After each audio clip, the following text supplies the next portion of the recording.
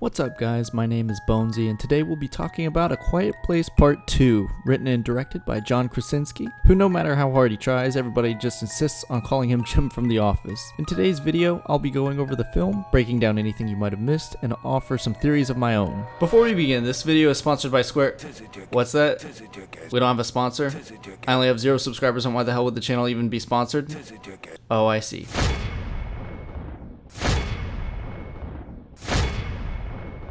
A Quiet Place Part 2 picks up directly where Part 1 left off. The movie opens with a flashback to day 1 and shows us where the Abbott family was on their last day of normalcy before the monsters attacked. Within the first minute of the film, we already get our first Easter egg. The traffic light you see in this shot is the same one you see in the first film, only this time it's in better condition because it's shown before the blind, lanky Demogorgon attack. Also, I'm just going to call them Demogorgons throughout this video because... well, they just look like Demogorgons. No wait though, I just don't know what to call them. Next we see Lee buying some groceries in the same store where we met the Abbott family in the first film. Everything looks normal except you see the exact spaceship toy in the aisle that Bo had in the first film. It's another subtle nod, but still incredibly eerie. While he's waiting in line, he sees there's some kind of asteroid hitting Earth on the TV, and some old bag is taking too long, so he dips to meet his family for Marcus's baseball game. While he's sitting on the bleachers with Reagan, Lee talks to Emmett. This is our first introduction to this character. While getting annoyed at his son's awful baseball skills, he asks Reagan how to say dive in sign language. Remember that, because that's going to come into play later. In the middle of Marcus probably wishing a meteor would hit so he doesn't have to suck at playing Little League Baseball. A meteor hits and all hell breaks loose. Car crashes, Demogorgons running around killing people, pandemonium, thousands of people buying up all the toilet paper. Okay, well maybe I made the last one up. Sorry guys, COVID's been rough. Anyways, the thing to take note on here is that we basically have confirmation that the Demogorgons are extraterrestrial, since they came from this meteor that fell out of the sky. There is the possibility that it could be a crashing spaceship as well. We don't really get a good look at it. I might make a follow-up video on this if more information comes out about it, so be sure to subscribe for updates. So basically what happened so far is we got a good look at the chaos that ensued on the first day of the Demogorgon attack. We get the title card, then bam, we pick up directly after the first film. With Lee gone, the remaining members of the Abbott family decide to pack up and start looking for more survivors. On the way, they came across this old abandoned compound, and it turns out Emmett's been living there and he rigged the whole place with booby traps. One of the booby traps goes off and it makes a lot of noise to attract the Demogorgons. While they're running, Marcus gets his foot stuck in a bear trap and screams entirely too loud. I tried to find a clip of this online because it was so funny, but the closest thing that I could find was Lemongrab. Unacceptable! They also managed to kill one of the Demogorgons with a portable amplifier, giving feedback from Reagan's hearing aid. It slows them down, which allows Evelyn to kill them while they're unable to function. It's kind of like the movie Mars Attacks.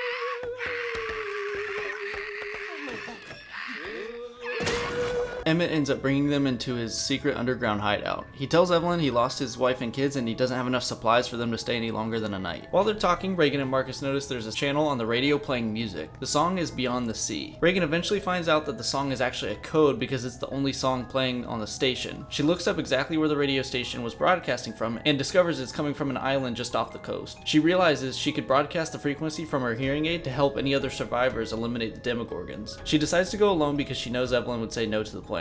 While looking for supplies along the way, she stumbles upon an abandoned bus filled with corpses. A Demogorgon ends up sneaking onto the bus, and just as she's about to be killed, Emmett saves her. Evelyn convinced him to find her and bring her back home. While hiding out for the night, Reagan tells Emmett her plan and begs him to help her. He initially tells her no, but ends up joining her when she tells him he can make a real difference. Back at the hideout, Evelyn tells Marcus to watch the baby while she goes out and looks for supplies to save his gross, hideous, disgusting, mangled leg from the bear trap. While she's out, she stops by the memorial of Bo and places her ring on top of it. A pretty sad goodbye to the normal life they once had. Marcus ends up being a complete moron and leaves the hideout and baby unaccompanied while he looks around at the compound. In a scene to rival even Steve Urkel, he knocks over a bunch of stuff and causes a lot of loud noise, obviously attracting the Demogorgons to the hideout. He barely escapes back to the hideout and locks himself in the vault. The only problem is the Dick Weasel completely locked himself and the baby in the vault with no way out and with only 5 minutes of oxygen left. I get it, he's just a kid and it's fiction, but this kid sucks. Reagan and Emmett make it to a boat dock where they see a little girl sitting at the edge. They think it's some lost kid, but it turns out it's a trap and a group of Trump supporters tie them up. Emmett, not wanting to hear about how Biden stole the election, makes a lot of loud noise to attract the Demogorgons.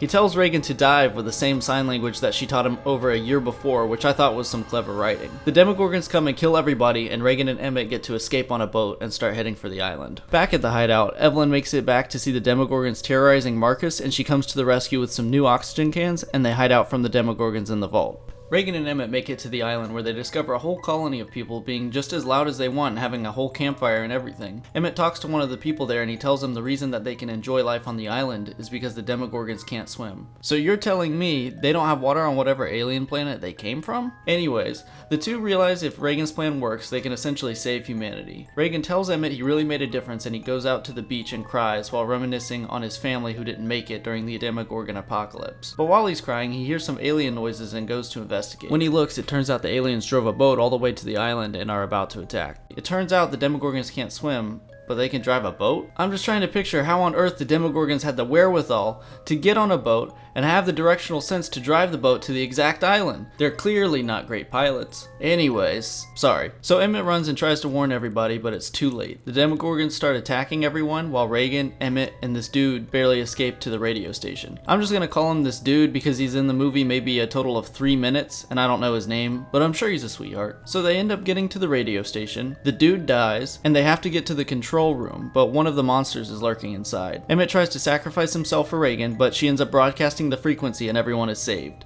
Except these people. She kills the monster that was in the station, which saved Emmett. Evelyn, Marcus, and the baby are also saved by the hearing aid frequency. And so the movie ends with Reagan and Emmett in the radio station, basically saving the human race and allowing them to use the frequency to stop the Demogorgons. So this leaves us with the main question. Will there be a Quiet Place 3? I think it's definitely likely. John Krasinski in an interview a few days ago said the following: "Even though I'm the guy who did the first two, I won't be the guy or girl who does the last one or the last two. I know that," he said. At the end of the day, this world is really fun to explore. This is an amazing sandbox to play in, and whether or not I'm the guy to do any more of them, or how many more of them, I don't know. But I know that we're really proud of the world we created, and the fact that it's even strong enough to have this conversation about doing more is something we're all really proud of. So with him saying that, I'm sure he's expecting the studio to keep pumping these babies out as often as Purge movies, or Saw movies, or the Fast and Furious movies. Maybe a Quiet Place cinematic universe? Aw, come on man, I was joking! As for me, I feel like a sequel makes sense. I'd like to see them do a continuation to bring the story of the Abbott family to a proper close. You can't have it end with the family being separated. We need to see how they make it back to each other and how the family goes back to normal life after defeating the Demogorgons. Maybe that could be a good conclusion at the end of the third film. It could end with society being finally back to normal, with Evelyn visiting the memorial of Bo and Lee one final time. Anyways, I hope you guys enjoyed this video. This is actually the first upload on the channel, so bear with me as I build out this operation and get a solid schedule for uploads going. I'll be making a lot more videos like these, and if you enjoyed this one, be sure to like and subscribe, and I'll see you in the next one.